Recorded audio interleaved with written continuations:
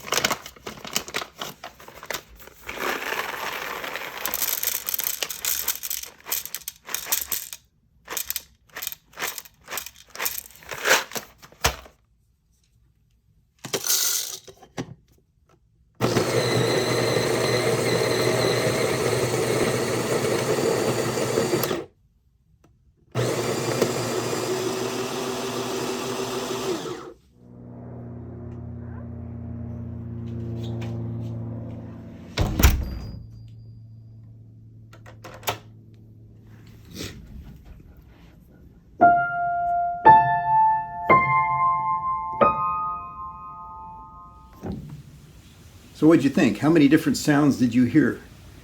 And what questions came to mind as you were listening?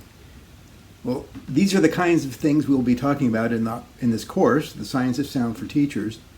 And we'll look at them scientifically and kind of tease it apart and figure out, how does sound work? What causes them to sound differently? And how do we think about sound? I hope you enjoyed the course. Let me know if you have any questions. I look forward to being in there with you as we discuss all the intricacies of the science of sound.